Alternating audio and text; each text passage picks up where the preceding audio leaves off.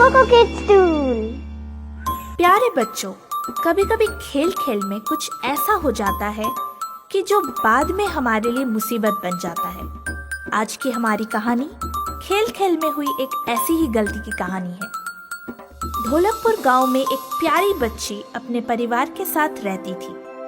वो बहुत ही सुंदर और सुशील थी। घर वाले ही नहीं, पूरे गांव वाले उसे प्यार से मुन्नी कहते थे। एक दिन की बात है, ठंडे ठंडे पानी से नहाकर आई मुन्नी घर के आंगन में खुले बाल लिए लेटी अपने बाल सूखने का इंतजार कर रही थी। लेटे लेटे उसे झपकी आ गई। तभी वहां एक नागिन का बच्चा टहलते हुए आया और उसके खुले हुए फैले बालों में घुस गया। उसके गीले बालों में उसे इतनी ठंडक मिली कि उसे भी नींद आ गई। कुछ देर बाद मुन्नी की माँ ने आकर मुन्नी को उठाया। मुन्नी, ए मुन्नी, उठ, खुले बाल लेकर पड़ी है, ला छोटी कर दूं। मुन्नी, चल ना, कितनी देर से हम तेरी राह देख रहे थे। क्यों, भूल गई? आज हमारे गुड्डा गुड्डी की शादी है। अरे हाँ, चल चल। अरे नाश्ता तो कर जा। मैं गुड्डा गुड्डी की शादी में खा लूंगी।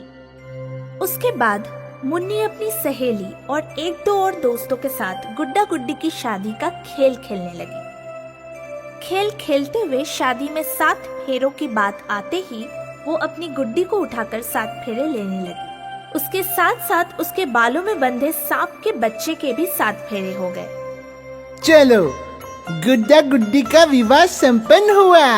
आज से ये दोनों पति पत्नी हुए। मुन्नी, अब तुम अपनी गुड्डी कमला को दे दो। क्यों?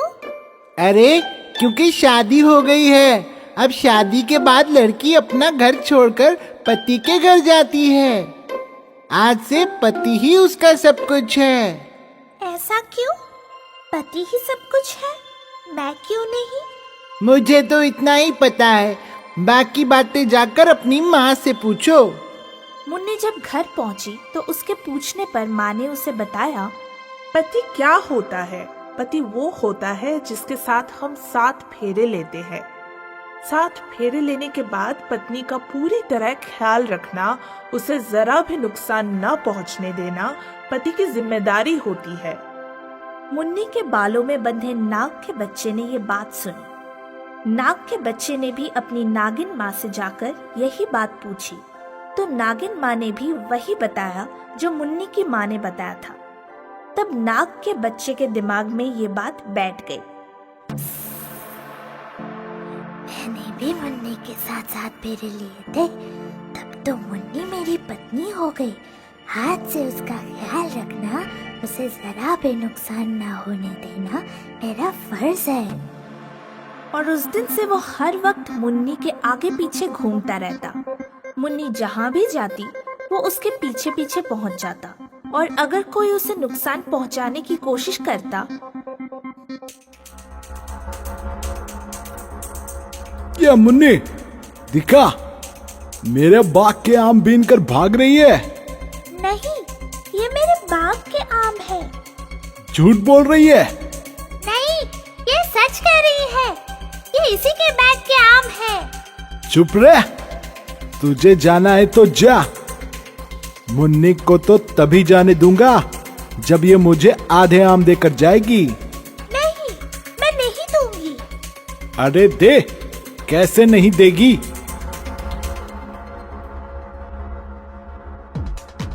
सांप, सांप, सांप, बचाओ, बचाओ। माफ कर दो मुन्नी, माफ कर दो, गलती हो गई। ठीक है, जाओ।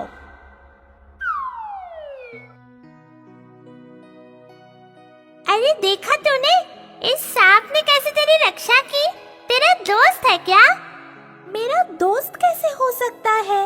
बाय चांस ही आ गया होगा। उस दिन तो मुन्नी को लगा कि ये बाय चांस ही आ गया होगा, मगर उस दिन के बाद कुछ कई जगह उसे वो नाग बच्चा दिखाई दिया तो उसकी समझ में आ गया कि ये तो उसका दोस्त है।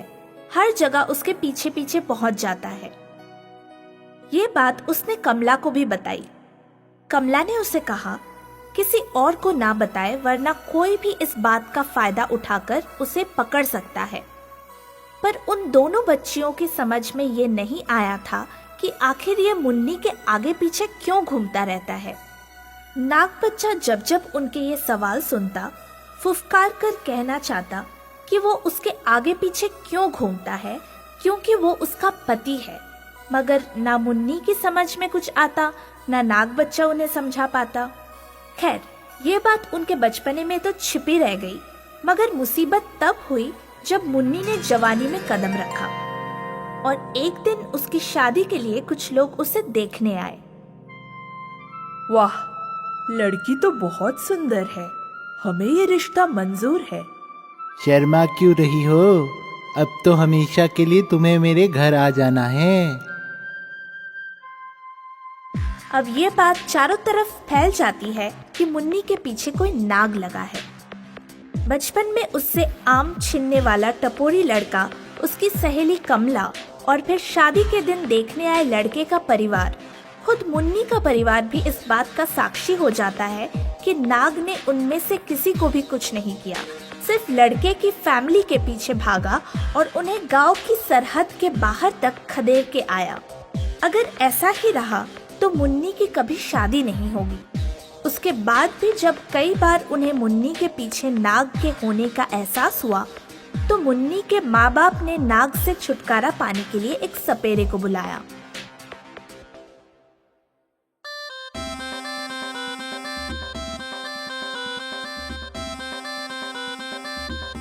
कौन है तू? क्यों पीछे पड़ा है हमारी बच्ची के? घबराओ मत, ये कुछ कहना चाहता है। बोलो, क्यों पीछे पड़ा है हमारी बच्ची के?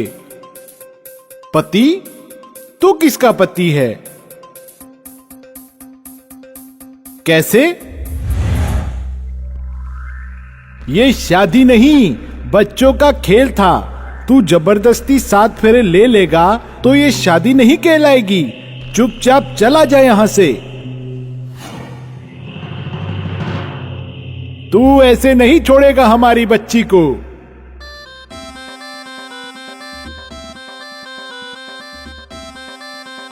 घबराओ मत, ये इस नाग की फैमिली है। समझाओ अपने बच्चे को, वरना उसे पकड़कर टोकरी में डालकर उसका वो हश्र करूंगा कि इंसानों की परछाई से भी दूर भागेगा।